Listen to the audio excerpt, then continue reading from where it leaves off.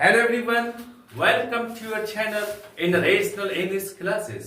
आप लोग का बहुत बहुत स्वागत है रेशनल इंग्लिश क्लासेस में।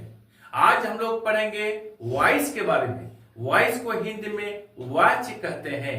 इसमें कैसे एक्टिव से पैसिव बनाया जाता है इसके बारे में पढ़ेंगे हम लोग। लास्ट क्लास में हम लोग प्रेजेंट टेंस के बारे में पढ़ चुके हैं। प्रेजेंट इंडेफिनिट, प्रेजेंट इम्परफेक्ट तथा प्रेजेंट परफेक्ट टेंस में कैसे एक्टिव से पैसिव बनाया जाता है इसके बारे में हम लोग पढ़ चुके हैं। आज हम लोग पास्ट टेंस तथा फ्यूचर टेंस के बारे में पढ़ेंगे कि इसको कैसे एक्टिव से पैसिव बनाते हैं।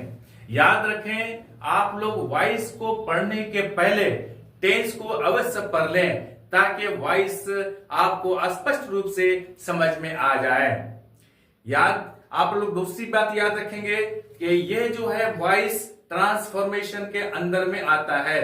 ट्रांसफॉर्मेशन के अंदर में remove too, degree, interchange of sentences तथा वॉइस आता है। ट्रांसफॉर्मेशन में यह दिखा जाता है कि इसका रूपांतरण होता है, रूप में परिवर्तन होता है, किंतु अर्थ में परिवर्तन नहीं होना चाहिए। अगर अर्थ में परिवर्तन होता है तो सेंटेंस गलत हो जाएगा। चले हम लोग शुरू करते हैं। पास्ट इंडेफिनिट टेंस में शुरू करते हैं हम लोग। इस वीडियो को आप लोग अंत तक देखेंगे। ये video 9th class, 10th class, 11th class तथा 12th क्लास, इसके अतिरिक्त जो कॉम्पिटिटिव एग्जामिनेशन की तैयारी कर रहे हो उसके लिए भी बहुत महत्वपूर्ण है। चलिए हम लोग शुरू करते हैं। सबसे पहले लिखते हैं पास्ट इंडेफिनिट या फिर सिंपल पास्ट टेंस के बारे में। पास्ट इंडेफिनिट, इसका पैसिव कैसे बनाया जाता है? एक्टिव में लिखते हैं हम लोग आई एट आ मैंगो। हम लोग क्या करेंगे एक्टिव से पैसिव बनाते समय? ये सब्जेक्ट आई को यहां पर ऑब्जेक्टिव केस में बदल देंगे। ये मैंगो ऑब्जेक्ट है, इसको हम सब्जेक्ट के रूप में लाएंगे। यहां पर वर्ब टू है, इसको पैसिव में बनाते समय हमेशा वर्ब थ्री का प्रयोग करेंगे। याद रहे, हमेशा वर्ब थ्री का प्रयोग करेंगे पैसिव बनाते समय। तो यहां हो जाएगा पैसिव में ये mango was eaten by me। I ate a mango, मैंने एक आम खाया था। ये मैंने आम खाया, ये पैसिव में होगा। ये mango was eaten by me, आम मेरे द्वारा खा गया था या फिर मेरे द्वारा आम खाया गया। That's all। इसका रूल है subject plus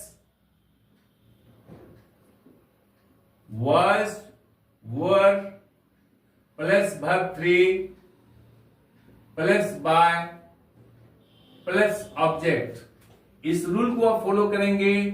simple past tense का सेंटेंस एक्टिव से पैसिव बनाने में बहुत ही आसान होगा।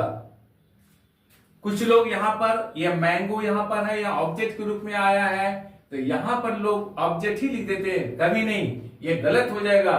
ऑब्जेक्ट का स्थान हमेशा वर्ब के बाद होता है और सब्जेक्ट का स्थान हमेशा वर्ब के पहले होता है।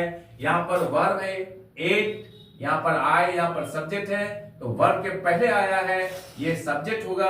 यहां पर वर्ब के बाद मैंगो आया है, यहां ऑब्जेक्ट होगा। इसी तरह से जब यह मैंगो यहां आ गया है ये ऑब्जेक्ट नहीं होगा बल्कि ये सब्जेक्ट होगा, इसलिए कि ये वर्ब के पहले आया है और वर्ब के बाद आया है मी, तो ये ऑब्जेक्ट होगा। इसलिए रूल होगा subject plus was, were plus verb three plus by plus object. That's all. आज हम पढ़ेंगे आगे पास्ट कंटिन्यूअस टेंस या फिर past imperfect tense. Past continuous tense, इसका पैसिव कैसे बनाया जाता है? एक्टिव में लिखेंगे हम लोग I was eating a mango. Passive बनाएंगे हम लोग अ मैंगो was, यहां पर हम लोग बीइंग का प्रयोग करेंगे, was being eaten by me। इसका अर्थ समझ लें, I was eating a mango, मैं आम खा रहा था, या mango was being eaten by me, आम मेरे द्वारा खाया जा रहा था, या फिर मेरे द्वारा आम खाया जा रहा था। अर्थ में कोई परिवर्तन नहीं हुआ है, यहां पर केवल रूप में परिवर्तन हुआ है।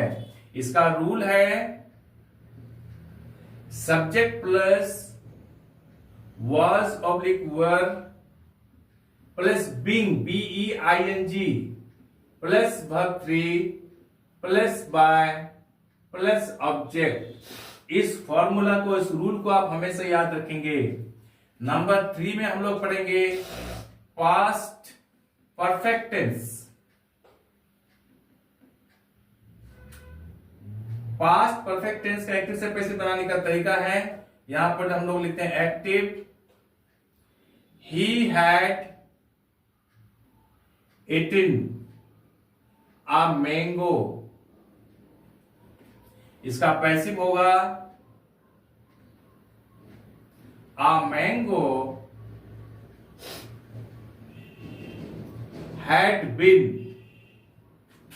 eaten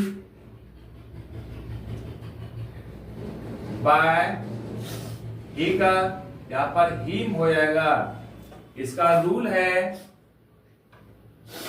subject plus had plus been BEEN plus verb 3 plus by plus object.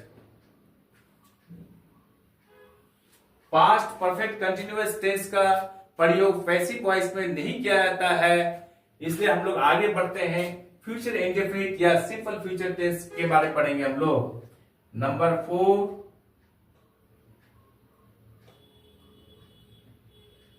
Future indefinite tense.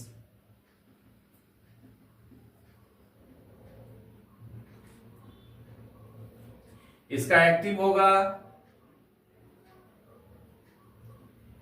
he will eat a mango। इसका पैसिव होगा a mango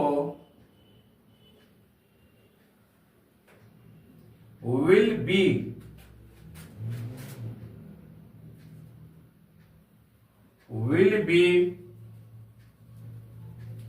eaten by him।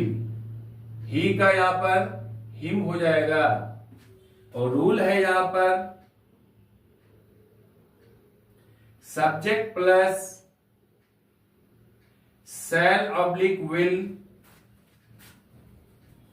Plus BE plus verb 3 plus by plus object. इसका अर्थ होगा he will eat a mango, वह एक आम खाएगा। Passive में होगा ये mango will be eaten by him, उसके द्वारा आम खाया जाएगा। That's all. आज हम लोग यहीं तक रखते हैं, क्योंकि फ्यूचर परफेक्ट तथा फ्यूचर परफेक्ट कंटिन्यूअस टेंस का पैसिव प्राय प्रयोग नहीं होता है, इसलिए आज हम लोग यहीं तक रखते हैं। आई एम श्योर कि ये वीडियो आपको अच्छी लगी होगी। आप लोग चैनल को लाइक और सब्सक्राइब कर दें और बगल वाले बेल आइकन को दबा दें, जिससे कि हर आने वाला वीडियोस का नोटिफिकेशन आपको मिलता रहे। आप लोग स्वस्थ रहें, आप लोग प्रसन्न रहें, खुश रहें, पढ़ते रहें, आगे बढ़ते रहें। That's all.